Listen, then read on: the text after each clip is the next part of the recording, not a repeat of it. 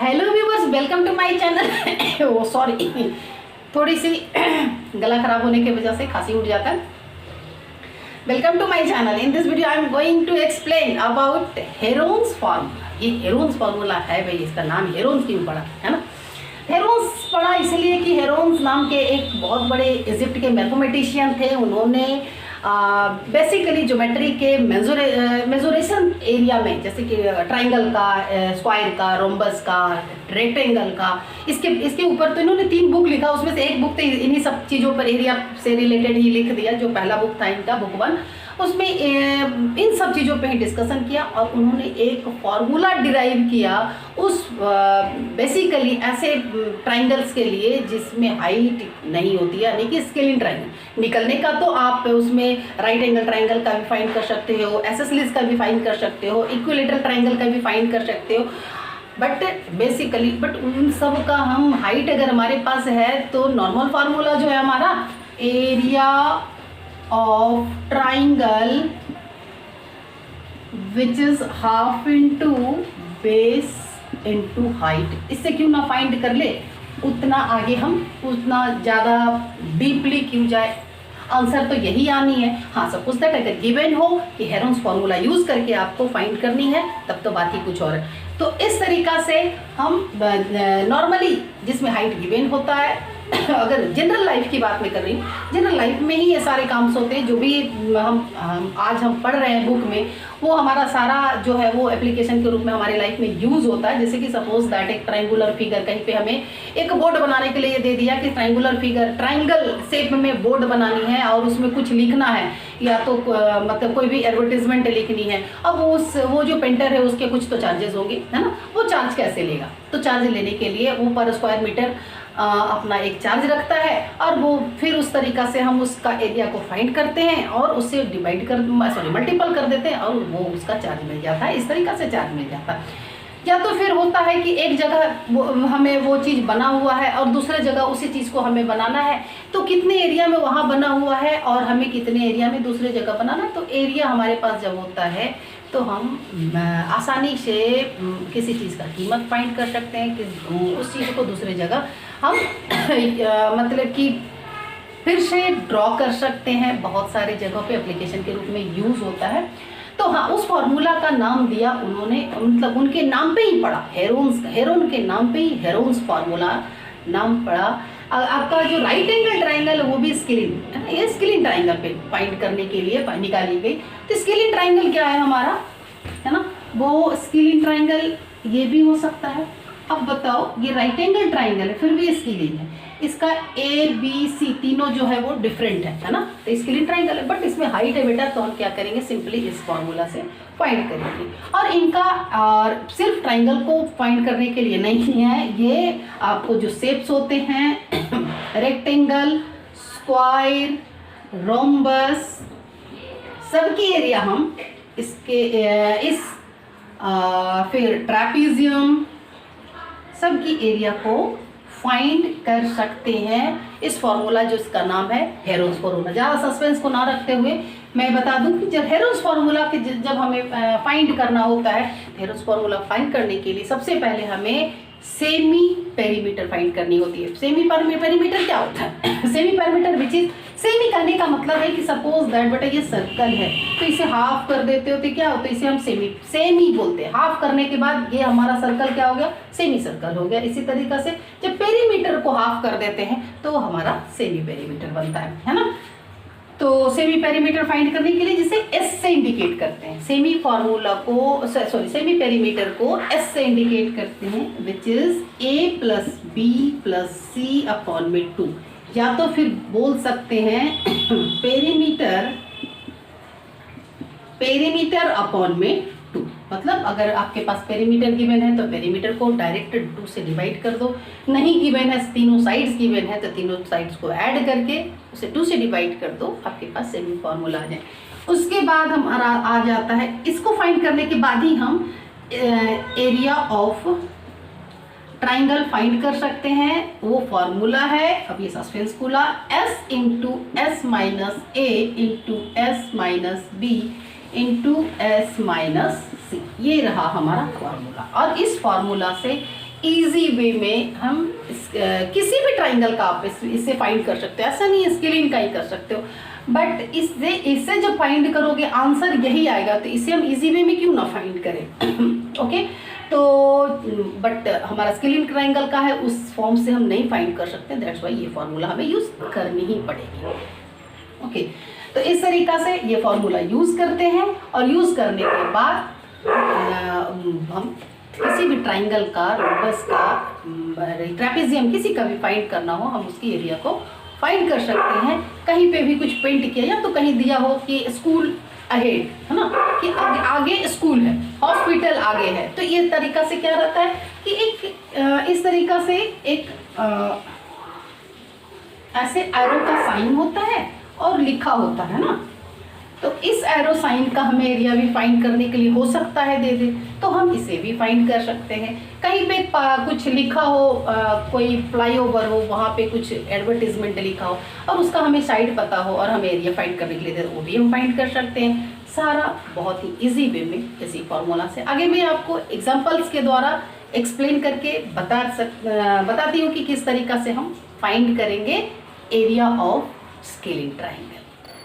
जो हमारा right angle है वो भी स्केलिंग ट्राइंगल हो सकते हैं। अगर सपोज दैट मान लेते हैं कि ये हमारा राइट एंगल है और इन तीनों का मेजरमेंट डिफरेंट है, तो भी ये स्केलिंग ट्राइंगल होंगे। स्केलिंग ट्राइंगल होने के बावजूद भी इसमें हाइट है, तो हम क्या करेंगे, सिंपल फार्मूला को यूज करेंगे। हमारा जो बेसिक फार्मूला है, इससे हम इसकी एरिया को फाइंड करेंगे। ओके लेट्स एक एग्जांपल लेते हैं और उसे सॉल्यूशन करके मैं बताती हूँ। There is a slide in a park, one of its slide walls has been painted in some colours with a message keep the park green and clean. एक पार्क है और वहाँ पे एक ट्राइंगुलर है ना, कुछ स्लाइड्स है, वहाँ पे एक ट्राइंगुलर कुछ ये बने हुए हैं और यहाँ इस ट्राइंगुलर शेप में बना हुआ है और इस ट्राइंगल में लिखा हुआ है keep the park green and clean. Okay तो ये हमारा ट्राइंगुलर शेप हो गया। और if the sides of walls are 15 metre, मतलब इन तीनों का जो वॉल है वो अगर कोई एक हो 15 मीटर, दूसरा हो 11 मीटर एंड तीसरा हो 6 मीटर। ओके ये गिवन है। Find the painted in colour, मतलब कि जो एरिया पेंट किया हुआ है इस एरिया को हमें फाइंड करना है। हो सकता है क्वेश्चन में आपको थोड़ा सा इसमें फर्दर और ऐड कर दिया जाए कि ये जो किसी ने तो कोई पेंटर ने इसे पेंट किया होगा तो उसकी कुछ कॉस्ट होगी, तो वो लिखा होगा क्वेश्चन में दे सकता है कि पर मीटर स्क्वायर इसकी चार्ज ये है, तो पूरे बोर्ड को पेंट करने में उसका कितना चार्ज उसे हमें देनी पड़ेगी, ये भी पूछ सकता है। अभी तत्काल में इतना तक करेंगे। तो इसे फाइंड करने के लिए फर्स्ट ऑफ सबसे पहले हम क्या करते हैं कि सॉल्यूशन में सेमी पेरीमीटर को फाइंड करते हैं। ओके जिसे इससे इंडिकेट करते हैं ए प्लस में, इसे मैं मान लूँ A B and C, A plus में बी प्लस में सी अपॉन में 2 विच इज़ 15 प्लस में 6 प्लस में 11 अपॉन में 2 विच इज़ 32 अपॉन में 2 आ गए आपके 16 मीटर। इसकी वैल्यू आ गई 16 मीटर। अब हम इस फॉर्मूला को अप्लाई करेंगे, है ना, area of triangle, area of triangular reason.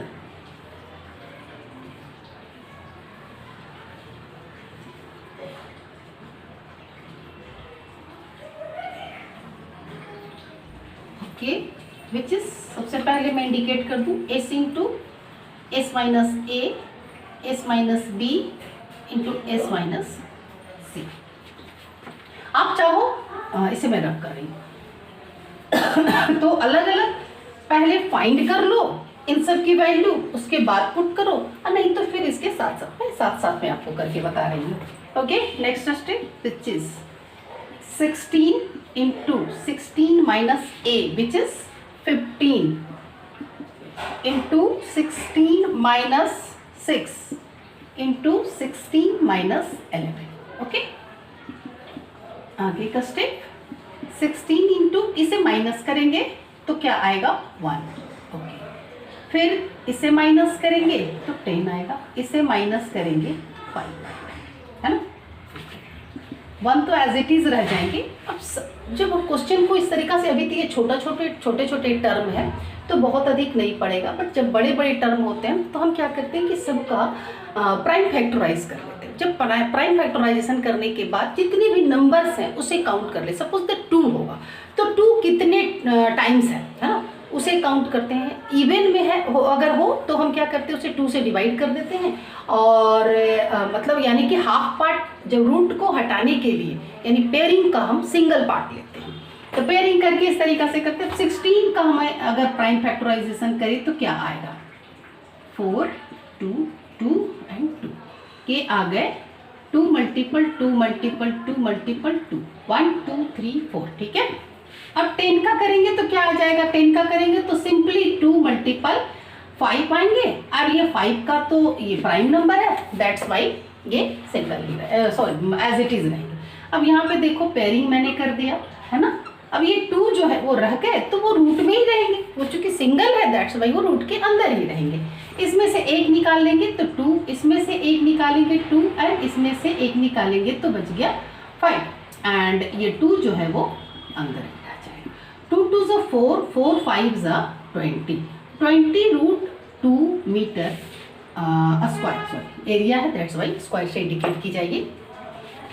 20 root 2 metre square वो ट्राइंगुलर रीजन का एरिया होगा। अगर सपोज दैट हमें गिवन हो कि इस इतने सेंटीमीटर का ये कॉस्ट है, सॉरी मीटर स्क्वायर का ये कॉस्ट है, तो और इतना मीटर स्क्वायर आ रहा है तो हमें कॉस्ट फाइंड करना हो तो वो हम कॉस्ट भी इजीली में फाइंड कर सकते हैं।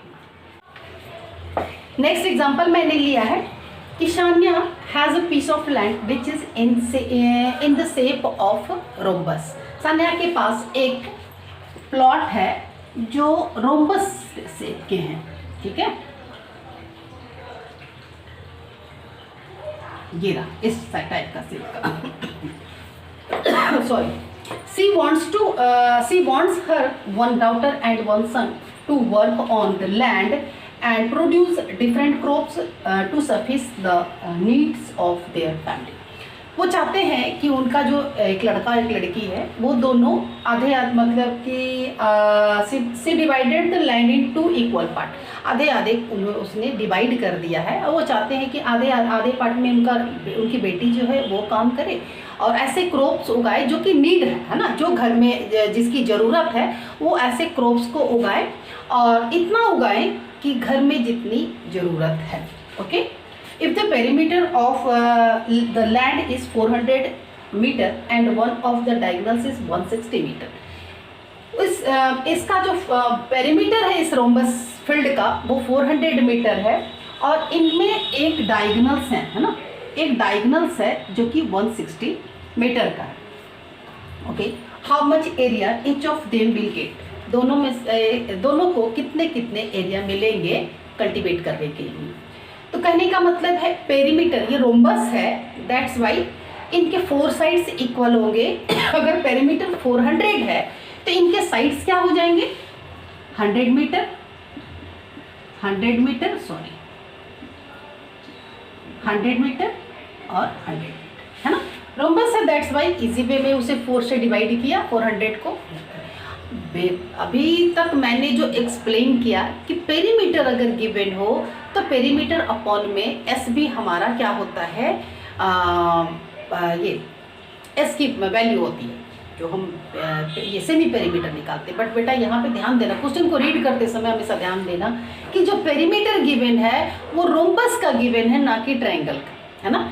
ट्रायंगल का नहीं गिवन है, ट्रायंगल का के लिए हम इन दोनों का मेजरमेंट और इन्हें प्लस का सम और उसे 2 से डिवाइड करेंगे तब हमारा एस निकलेगा। यहाँ ये छोटी छोटी गलतियाँ बच्चे जो है वो कर जाते हैं। ओके, यहाँ पे मैं आपको सॉल्यूशन स्टार्ट कर देती हूँ। First of all S find कर लेते हैं विच इज़ 100 प्लस में 100 प्लस में 100। मैं फॉर्मूला फिर से लिख नहीं रही हूँ, a plus B plus C upon में 2 है ना, एंड अपॉन में सॉरी ये 160 अपॉन में 2 विच इज़ 360 अपॉन में 2, ये आ गए आपको 180 मीटर, है ना। फॉर्मूला यहाँ पे ऑलरेडी एरिया ऑफ ट्राइंगल का वो भी गिवन है, वो भी मैं नहीं नोट डाउन कर रही हूँ, डायरेक्ट मैं सॉल्यूशन कर रही हूँ। अब क्या है कि आपका area of triangle equal to under root, है ना, ये आ गए 180, सॉरी एस तो वैल्यू आ गए, एस की value 180 into 180 minus 100 into again 180 minus 100 into again 180 minus 160. Okay, 180 as it is, then यहाँ पे आ गए मल्टीपल में 80, मल्टीपल में अगेन 80 एंड मल्टीपल में यहाँ पे आ गया 20 और रूट है अंडर में. सिमिलरली जैसे मैंने पहले वाला का ये किया था उसी तरीका से सबका प्राइम फैक्टर फाइंड करेंगे. 180 का फाइंड किया, ये आ गए 290, देन अगेन 245, 3 अगेन 3 5 इसके लिए मैं, है ना, इस तरीक़ा से नोट करके लिख देना जरूरी है. 2 into 2 into 3 into 3 3 into 3 into 5. Okay, अब 80 का फाइंड करेंगे. 80 देन 2 40 20 10 2 5, ये आ गए 1 2 3 4 टाइम 2 1 2 3 4 एंड 1 टाइम 5. फिर यहाँ पे 80 अगेन है, दैट्स वाई हम क्या करेंगे, इसी चीज़ को रिपीट करेंगे. 2 इंटू 2 इंटू 2 इंटू 2 इंटू 5. अब आ गया 20, देन ये 20 2 10 2 5. ओके, यानी कि 2 इंटू 2 इंटू 5. काउंट करेंगे, 3 तरह का डिजिट है, 2 3 एंड 5. अलग अलग तीनों को काउंट करते हैं. 1 2 3 4 5 6 7 8 9 10 11 12 है. इट मीन्स 6 टाइम्स जो है वो बाहर आएंगे. 2 multiple 2 multiple 2 multiple 2 multiple 2 multiple 2 1 2 3 4 5 6. Okay, now 3 1 2 3 2 times 3 तो 1 टाइम्स बाहर आएंगे, है ना, 1 पेयर है यानी 2 टाइम्स है तो 1 बाहर आएंगे. 5 कितनी बार से 1 2 3 4, इट मीन्स 2 टाइम्स जो है वो बाहर आएंगे. 2 2 4 2 8 2 16 32 64 64 मल्टीपल 3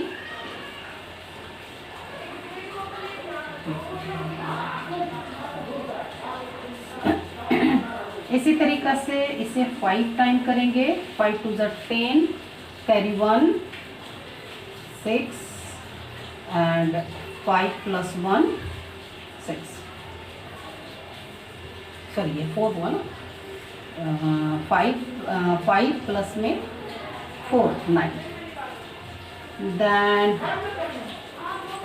अगेन 5 टाइम 0